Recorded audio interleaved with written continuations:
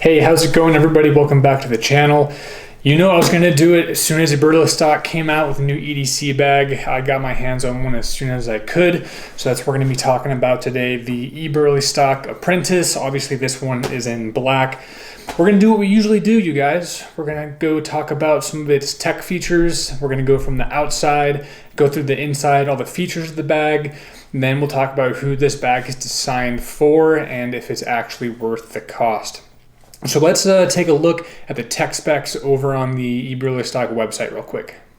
On Eberlestock's website here, the Apprentice rolls in at $99, which is very competitive compared to their other EDC packs, like the Bandit at $150 and the Jackknife at $200.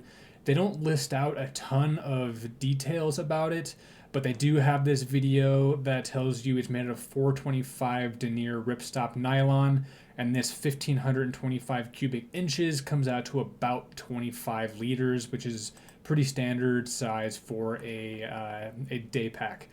A couple other features here, and then it looks like for the people that have reviewed it so far, everyone's liking it to this point. So with that said, let's talk about the actual outside of the bag. What I can tell you is, having owned multiple Eberlestock bags at this point, this one does feel a little bit leaner, I guess you could say. It doesn't feel quite as sturdy and as stable as the other ones I have, but that totally matches up with the lower price point as well. They're trying to make this a bag for the masses. They want this to be affordable for anybody and for everyday standard use. It's not overbuilt like most of their bags are. It's more for less heavy duty work. At least that's the way it seems like they're marketing it on their website. So it does have a nice flat appeal to it though. Very simple design. You have some daisy chain loops on the side, and you have some hidden water bottle holders here, which is the first point I would like to bring up, is that if you're carrying a 32-ounce bottle, this guy he just doesn't get in there very well. He doesn't really fit. If you had a skinnier bottle, it probably would. Or if you just happen to carry little plastic bottles, those slide in there just fine.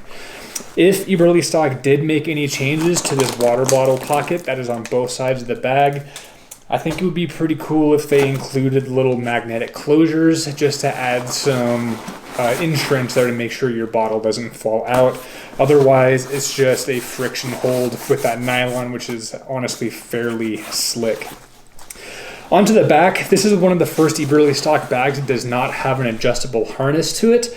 With that said, it does have nice, thick, and wide shoulder straps that have been comfortable to use, even when you do have a decent amount of weight in the bag.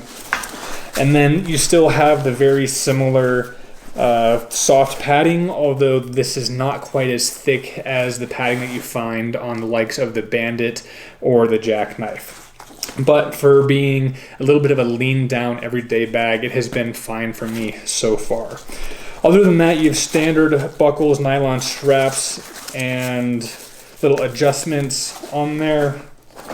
Both the sides of the bag are exactly the same. And then we just have a small accessory pouch at the top here, which is lined with a nice soft fabric. So if you were to put sunglasses in here, they would be protected from scratching. There's a nice big thick nylon handle across the top that feels very stable. Even if this bag was loaded up with weight, I would have no concerns about that coming unstitched at any point in time. And then this second series of zippers is how you access the laptop part of the bag, and it does have a double zipper so you can open it from either direction, which is fairly nice. And right now I do have a 17-inch laptop in here, and although it fits in the compartment very easily, the zippered opening is a little bit tight for a 17-inch laptop, but it does fit. And now into the main compartment of the bag. You basically have a D-shaped clamshell which opens up to the side. And on the main back side of the pack, you just have a little elastic sleeve. So if you wanted to put your laptop inside of here or any kind of binders or notebooks, that would be a good place for that. Other than that, it's very simple. There's no side pockets on this side. And then on the actual flap lid itself, You have two small zippered pockets which are pretty nice for organizing smaller things like cables for your laptop or your phone, or throwing your wallet, keys, pocket knife, or anything into those. So there you have it. That is all the details and specs about the Apprentice. So who is it actually for, and is it actually worth it? Like I kind of mentioned, Eberlestock is trying to market this as an affordable bag that anyone could purchase, and it's kind of like the first stepping stone into the Eberlestock lineup. They're trying to get more people into wearing their bags on an everyday purpose, and then once you get them in with the everyday bag, maybe they'll become future customers for their more specialized and elite style bags. So is it worth the $99? For the couple of weeks that I've had this bag so far, it's been comfortable, it's been convenient, and it's done the job just fine. Especially when you compare it to the cost of other bags in the lineup. Like I mentioned, like the $150, $200, $250 range, this guy has done a pretty good job.